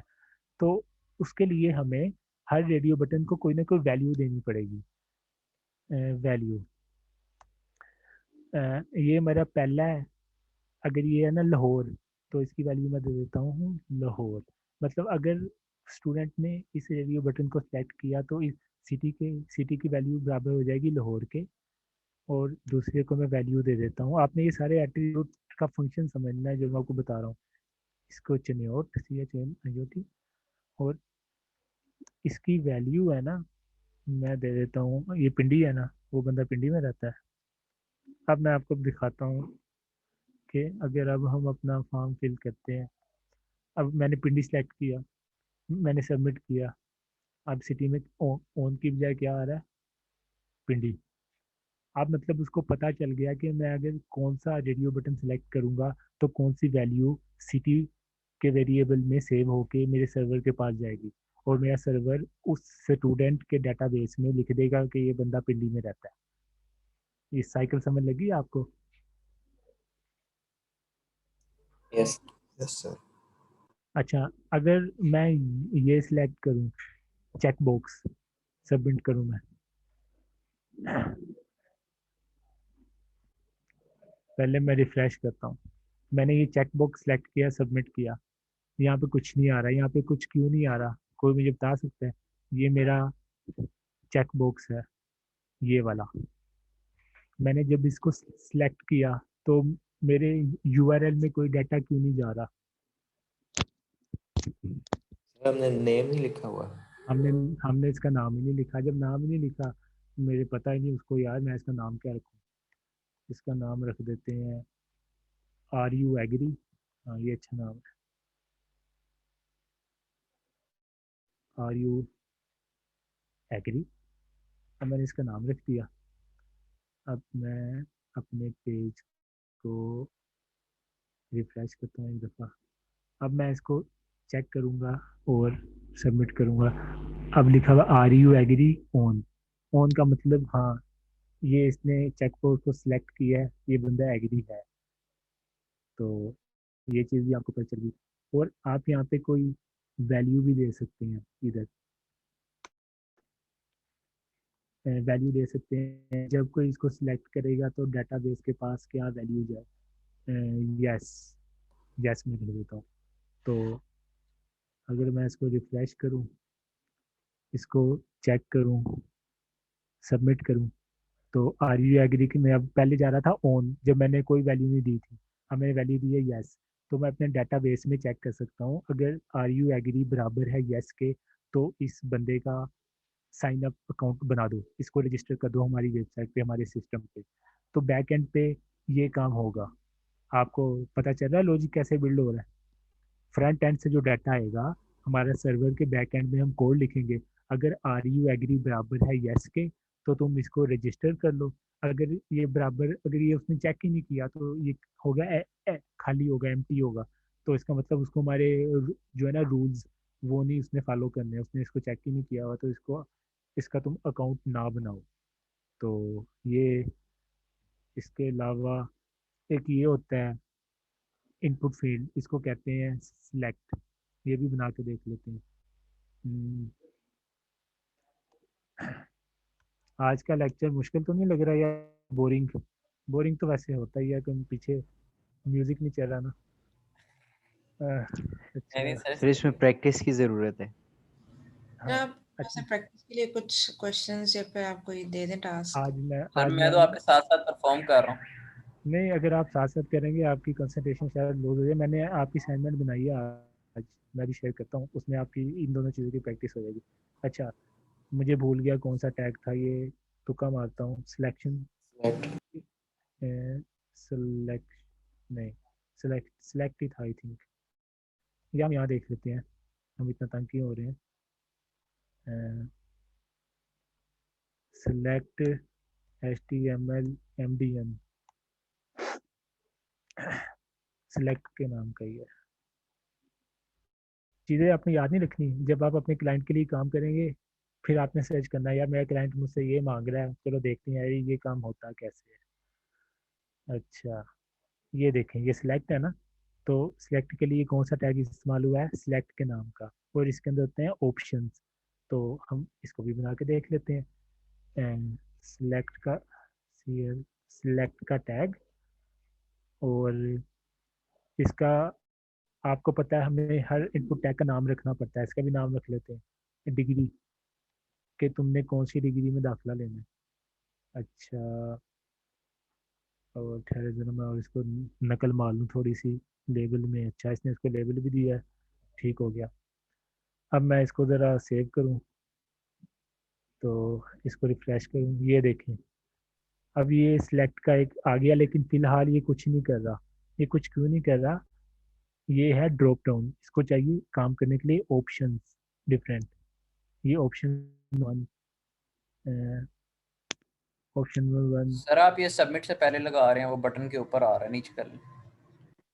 सबमिट तो ये है ना, ये यस सर, इससे पहले आप सर अब करना चाह रहे हैं? मैं मेरा आप बाद में नहीं करना था सर हमने। ये हमने डाटा भेजना है ना, अच्छा अच्छा, तो इसका इसी फॉर्म का ही करना।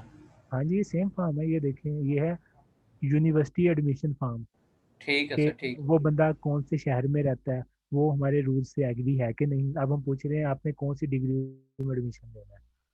अच्छा जी, ऑप्शंस में क्या है जी, ऑप्शन में होती है, ठीक है, वैल्यू डॉग, ठीक हो गया। अब ये पहला ऑप्शन है के बीच में नाम लिखेंगे, मतलब BSCS, भाई तुम BSCS में एडमिशन लेना चाहते हो। ऑप्शन MSCS में लेना चाहते हो। ऑप्शन BSSC में लेना चाहते हो, सॉफ्टवेयर इंजीनियरिंग में। अब मैं अपने पेज पे जाता हूँ, रिफ्रेश, ये देखिए अब ये ऑप्शन आ रहे हैं तीनों, ये जो मैंने इसको दिया ना, सिलेक्ट BSSC MSSC। और अगर आप चाहें तो एक पहले हम इसको एक वो भी दे देते हैं लेबल, क्योंकि देखें ये अकेला लिखा हुआ है, इसका कोई मतलब समझ नहीं लगेगी, इसके साथ कोई लाइन लिखी होनी चाहिए। इसको लेबल दे देते हैं, LABEL, label. Select the degree, अपनी डिग्री सेलेक्ट करो जहाँ पे पढ़ना चाहते हो। फोर के अंदर लिख देते हैं डिग्री, और सिलेक्ट के आईडी में भी जो फोर में लिखा है वो लिखना है, डिग्री। आप इसको रिफ्रेश करके देखते हैं, ये देखें अब ये कितनी मीनिंगफुल इसकी शेप बनती जा रही है। अपनी डिग्री सेलेक्ट करो जी, ठीक हो गया। आप जब अपनी डिग्री, इसको एक और चीज़, एक और ऑप्शन दे देते हैं इसको।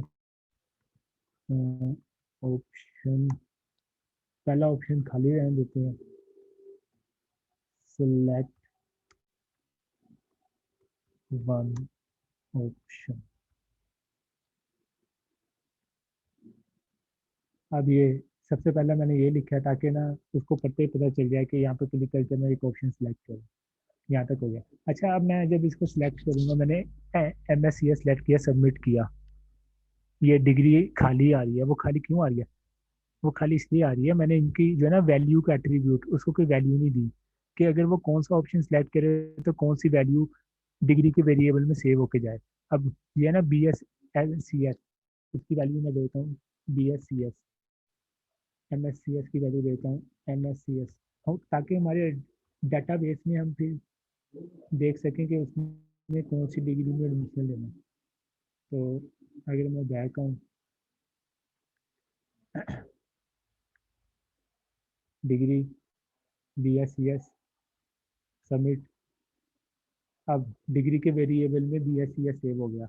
अब मैं अपने डाटाबेस में बैक एंड पे ये वेरिएबल एक्सट्रैक्ट करके सेम नेम का वेरिएबल बना के चेक कर सकता हूँ कि उसमें कौन सी डिग्री में एडमिशन लेना है। तो ये भी हमारा काम हो गया। अब इसके अलावा सर ये तो सेलेक्ट वन ऑप्शन को भी डिग्री सेलेक्ट कर सकता है। क्या कहना चाह रहे हैं आप? सर जो हमने ऑप्शन रखी सेलेक्ट वन ऑप्शन की, हाँ जी, हाँ, मैं वो करके दिखाता हूँ। सर अगर ये देखें है ना, सिलेक्ट वन ऑप्शन, ये मैं इसको सबमिट करूँ तो डिग्री में कुछ नहीं जा रहा। भला कुछ क्यों नहीं जा रहा? यहाँ पे कोई वैल्यू नहीं लिखी मैंने। यहाँ पे मैं लिखता हूँ बला बला बला, जो वैल्यू मैं लिखूंगा ना वही मैं डेटाबेस में पा जाएगी। अगर मैं बैक आऊँ, सिलेक्ट वन ऑप्शन पे क्लिक करूँ, अब सबमिट करूँ, अब क्या कौन सी वैल्यू गई है? ब्ला ब्ला ब्ला ब्ला ब्ला ब्ला क्यों गई ओके है? सर। जो सी वैल्यू हम यहाँ लिखेंगे ना डेटाबेस में वही जाएगी। और फिर बैक एंड डेवलपर का काम है वो देखे कि ये चीज़ें आ रही हैं, मैंने इनको डील कैसे करना है। फ्रंट एंड का वाले का बस काम है ये चीज़ बना के दे दे उसे। चलिए, ये भी हो गया। इसके बाद एक ये होता है टैक्स एरिया, ये भी बड़ा इजी सा ही है, आप वहाँ से देख लेना MDN से। और ये होता है स्लाइडर, ये भी कोई इतना मुश्किल काम नहीं है। ये आप लोगों ने यहाँ से ही देख ली। हाँ जी, तो टाइम हो गया, हमारी एक और क्लास भी है 5 बजे। चलें अभी 12-13 मिनट रहते हैं, मैं इसलिए पढ़ा नहीं रहा। और इसके अलावा कुछ वैलिडेशन भी होती हैं, लाइक आप आपकी असाइनमेंट में वो शामिल है, जैसा कि ये ना यूज़र नेम, अगर मैं यहाँ पे लिख दूँ ना रिक्वायर्ड, रिक्वायर्ड, तो इसको सेव कर लूँ। ये हमारा सबसे पहला फॉर्म है। पेज को रिफ्रेश करूँ, अगर मैं इसको सबमिट करूँगा वो क्या, अब ये क्या कह रहा है, मैंने इसके एक्शन में क्या लिखा, रिक्वायर्ड यूज़र नेम,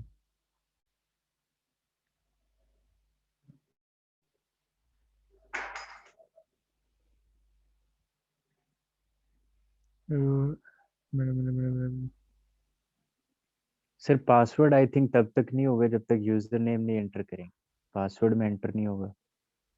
नहीं, जो होता है ना रिक्वायर्ड, जब तक आप उसको कुछ ना कुछ लिखते नहीं ना, वो आगे जा, आपका फॉर्म नहीं आगे जाता।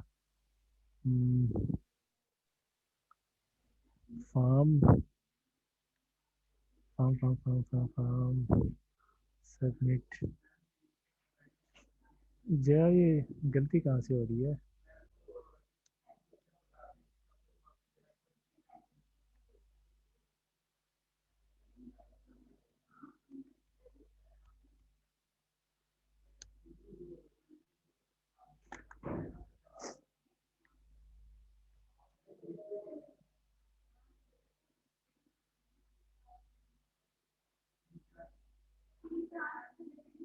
अच्छा, रिक्वायर्ड बराबर है रिक्वायर्ड, देखिए मुझे भी भूल जाती हैं चीज़ें।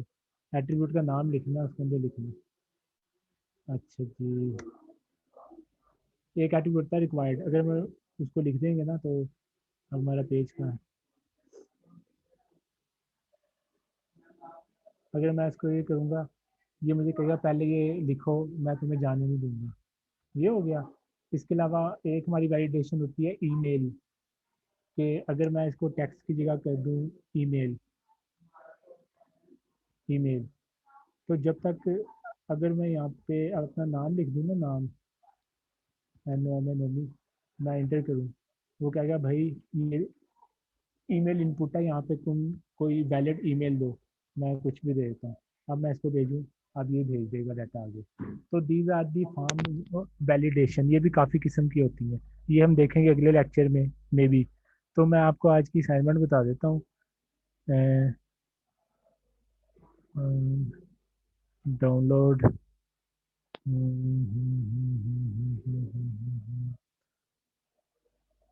मैराथन, सर ये काइंडली अपलोड कर दीजिएगा।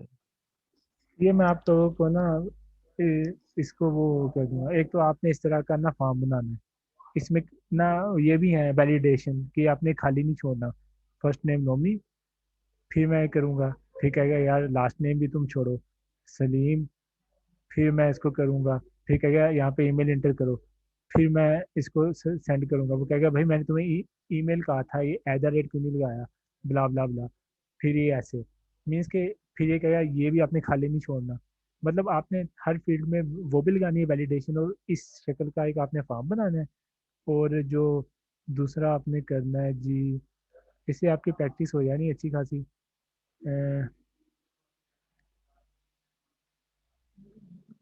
टेबल्स हमने पढ़े थे, एक तो आपने ये टेबल बनाना है, बड़ा इजी सा, कोई मसला नहीं।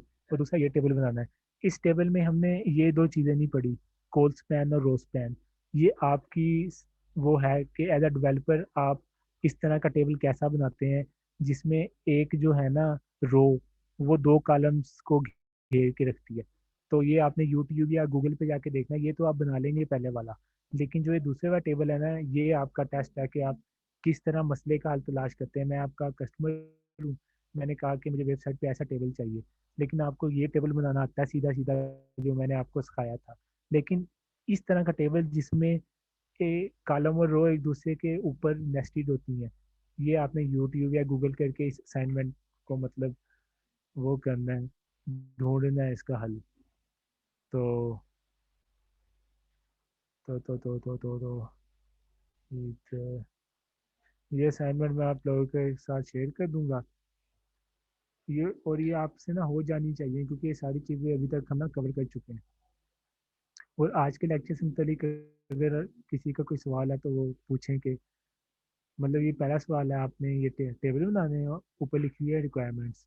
क्वेश्चन नंबर 2, ये आपने इस तरह का एक फॉर्म बनाना है विद प्रॉपर वैलिडेशंस। वैलिडेशंस मैंने अभी पढ़ाई तो नहीं, लेकिन बहुत इजी होती है, आप उसको सर्च कर सकते हैं, W3 स्कूल से कर लें या MDN से कर लें। सर चलें, ये मैं इसकी आपको ना, हाँ जी, सबमिशन कब तक है? सबमिशन रख लेते हैं 1 वीक ही रख लेते हैं, मतलब 7 दिन। आज अगर यस सर। जुम्मा है तो आज अगर जुम्मा है तो, और कोशिश कीजिएगा खुद बनाइएगा अपने हाथों से, बेशक गलत बनाइएगा, मीन्स के पहले बनाए गलत बनाए जो है, लेकिन कोई मसला नहीं सही गलत का, लेकिन करना खुद है, अपने दोस्तों से पूछना, इंटरनेट से देखना, यूट्यूब से देखना। तो ये अभी तक मेरा नहीं ख्याल आप लोगों ने प्रैक्टिस की होगी, लेकिन ये दोनों चीज़ें करके आपको टैक्स के साथ ना खेलना आ जाएगा, जैसे कि ये है। सर ये चलिए, सबमिशन आपको मेल पे करनी है? LMS तो मुझे आपका शायद नहीं अभी बना। LMS मेरा अभी ओपन ही नहीं हो रहा, पासवर्ड ही नहीं बदला, उसका मैं भूल गया था, और इसके अलावा ए पोर्टल का लॉगिन नहीं मिला। अगर मुझे वो मिल जाता है तो मैं LMS में ओपन कर दूंगा, वहाँ कर लेंगे, वरना अभी तो साधन पड़े हुए हैं, देख लेंगे हमने सर करना है तो। LMS में आई थिंक कोई इशू है, मेरा भी नहीं हो रहा लॉगिन, हाँ जी, मैं हो ही नहीं रहा। क्रेडेंशियल्स का इशू है। LMS पे इशू नहीं यार, उसको वो करो, रीसेट पासवर्ड करो, आपको ईमेल आ वो जाएगी तो और वो सब ठीक करो, हो जाएगी। मैं 3 दिनों से रीसेट पासवर्ड कर रहा हूँ, मुझे मेल ही नहीं सेंड कर रहे, मुझे लग रहा है कि सर मैं आप पासवर्ड भूल। आपके टीचर का इशू है, हम स्टूडेंट्स का तो हो रहा है, मैंने तो किया सर इस यस। अच्छा, चलें फिर, आपका तो हल हो गया, ठीक है सर फिर। हाँ जी, सर अटेंडेंस क्लास के स्टार्ट में लगा लेते हैं आप, मैं थोड़ा सा लेट आया था। हाँ जी, अब आप तो रह गए, चलें कोई नहीं, अगली दफ़ा लगवा दीजिएगा। Okay sir.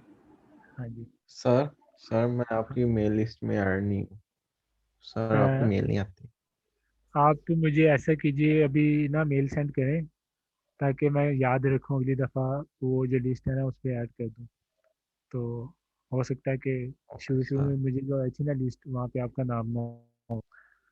और मेरा ख्याल है HTML की आगे बहुत ज़्यादा चीज़ें हैं जो हमने कवर नहीं की, लेकिन इससे ज़्यादा टाइम लगाने का फ़ायदा नहीं है। ये मतलब कि स्पून फीडिंग हो जाएगी, आपको अंदाज़ा तो हो गया है कि चीज़ें बिल्ड कैसे करनी चाहिए। फिर आप इंटरनेट से, यूट्यूब से ट्यूटोरियल देखें, फ्री कोड का एक चैनल है, अगर आपने वो फॉलो कर लिया ना, आप दुनिया की स्किल आराम से सीख सकते हैं, one of the best channel है वो। तो वहाँ पे जाएं, और फिर आता अब हम अगले लेक्चर से CSS को देखना शुरू करेंगे, फिर जाएंगे जावा स्क्रिप्ट की तरफ से, और उसके बाद CSS फ्रेमवर्क। अगर हमारे पास टाइम बचा तो फिर बैकएंड की तरफ भी थोड़ी सी मार लेंगे नज़र, देखते हैं सर क्या बनता बैकएंड में हम कौन सी है। ये टेक्नोलॉजीज सही है करें? सर, आगे बैकएंड पे भी जाएंगे सर इंशाल्लाह। है। बैकएंड पे मैंने तो Node.js और एक्सप्रेस पे काम किया हुआ, PHP में मेरा एक्सपीरियंस नहीं है, वो मुझे भी पहले सीखनी पड़नी है। तो सर PHP कह रहे हैं पुरानी हो गई, अब कम यूज हाँ होती जी, है। बहुत कम यूज़ होती है, जितनी भी कंपनीज है ना, बड़े स्टार्टअप्स, अगर आप अपना सॉफ्टवेयर हाउस बनाएंगे ना, तो आपको वो कहेंगे आप मीन स्टैक पे काम करें या मर्ज स्टैक पे काम करें। मीन स्टैक, सर मेन इसका बहुत सुना है सर, ये नोड जेएस और रिएक्ट जेएस, सर ये कहते हैं कि ये आना हाँ चाहिए। जी, ये देखें, ये है मीन स्टैक, ये दुनिया में one of the most popular stack है। ये हो गया Node.js बैकएंड के लिए। ये यस सर। एंगुलर की जगह होती है रिएक्ट, कुछ लोग एंगुलर यूज़ करते हैं, कुछ रिएक्ट। और ये बैक एंड डेवलपमेंट का फ्रेमवर्क है, और ये मोंगो DB है डेटाबेस। सर तो इसका ये भी चार बहुत सुना है, चीज़ें, मोंगो डीबी का भी सर, इसकी भी डिमांड है काफी। हाँ जी, अगर ये चार चीज़ें आपको आ जाएं तो एक तो आप जॉब भी कर सकते हैं कहीं भी जाके, मतलब मीन स्टैक डेवलपर की बहुत ज़्यादा डिमांड है। और आप अपनी कंपनी भी स्टार्ट कर सकते हैं, फिर आपके पास कोई भी बंदा आता है ना, तो आप इन चार चीज़ों को यूज़ करते हुए उसका किसी भी किस्म का सिस्टम बना सकते हैं जो सर ये कवर ऑनलाइन। करेंगे ना इंशाल्लाह हम कोर्स में। स्पीड तो मैं काफ़ी मार रहा हूँ, अब देखते हैं इंशाल्लाह, अगर यस हो सर, जाए ये तो अच्छी बात। इजी है सर, सिर्फ प्रैक्टिस के जैसे आपने असाइनमेंट दे दिए भी कर लेंगे इंशाल्लाह हम सर, आप स्पीड ऐसी रखें। हाँ जी, वरना तो बंदा 2 हफ्ते भी लगा सकते हैं HTML पे, HTML तो बहुत लंबी है। हम्म। वो तो, उसमें कोई इशू नहीं है, वो तो बंदा फिर कर सकता है, लेकिन हमारा बस मकसद इस वही कोर्स बात है का, कि सर जो छोटी छोटी चीजें हैं वो बता दिया करें, हम नेट से खुद देख लिया करेंगे, मेन मेन आप समझा दिया करें। हमारा इस कोर्स का मकसद ही ये है कि आपको ना वेब टेक्नोलॉजी से आशना करा दिया जाए, ताकि फिर अगर खुद हर इंसान ने खुद ही सीखना होता है, ताकि जब वो फिर अकेला बैठ के काम करे उसको दिक्कत ना हो, बेसिक बनी हो, फिर वो आगे खुद ही किसी से पूछ ले, अच्छा ये ऐसे होता है, फलाना होता है, तो फिर अपना सफ़र जारी रखे। इतनी सी सारी बात है। चलें फिर इसके सर ये अलावा कब अपलोड कर देंगे या ईमेल कर दें सर ये असाइनमेंट? मैं अभी करता हूँ। अच्छा, जुम्मे वाले दिन आप सुबह कितने बजे आपके लेक्चर शुरू होते हैं? सर जुम्मे को मेरा तो सर 11 बजे सुबह लेक्चर होता है। सबसे जल्दी किसका होता है, कोई है बंदा इधर? 8 बजे यस सर 8 बजे होता है। 9:30। 8 बजे होता है। असल में मैंने अगले से अगले जुम्मे जाना है एक शादी पे, तो मैं चाह रहा हूँ कि आपका ना क्लैश ना आए, या आज काफ़ी जल्दी लिखवा लूँ या बाद में, तो वो टाइमिंग में सेट करना चाह रहा हूँ ज़रा। सर वो ऐसे कर लें, आप लेक्चर डिलीवर करके हमें रिकॉर्डिंग दे दीजिएगा। हाँ जी, वो मुझे जाना पड़ेगा, मेरी सिस्टर इन लॉ की शादी है, तो फिर चले मैं टाइमिंग आपसे जो सारों को लिए सूटेबल हो, मे भी हो सकता है कि आफ्टर 5 शाम का टाइम, और क्योंकि आप लेक्चर तो सारे ऑनलाइन है तो इतनी फ्लेक्सिबिलिटी तो हमारे पास है कि हमने लेक्चर तो लेना है, लेकिन टाइम ज़रा एडजस्ट कर सकते हैं अगर कोई काम पड़ जाए तो, वो फिर हम कर लेंगे डिस्कस। अच्छा सर, इस ये जो आज का लेक्चर है इसकी भी रिकॉर्डिंग सेंड कर दीजिएगा। हाँ जी, और ना ये 8 दिनों बाद ऑटोमेटिकली डिलीट हो जाती है रिकॉर्डिंग, यस तो यस। ये आप डाउनलोड करके रख लिया करें अपने पास पीसी में, अगर आपने बार बार ओके। देखनी है तो। ठीक, और अभी 27 लोग हैं क्लास में, वैसे 50 से ज़्यादा हैं, ये तो अभी 27 आए हुए हैं। सर वो टाइम ज़्यादा हो गया ना, 5 बज गए, अगली क्लास के लिए कुछ लड़के चले गए होंगे। चलें, हाँ जी, चलें आप फिर जाके अपनी क्लास लें। ठीक है, फिर इंशाल्लाह ताला बाद में ज़िंदगी रही तो मिलेंगे और अच्छी अच्छी चीज़ें सीखेंगे, सिखाएंगे। ठीक है, चलें ठीक है सर, थैंक यू, अल्लाह हाफ़िज़। अल्लाह हाफ़िज़।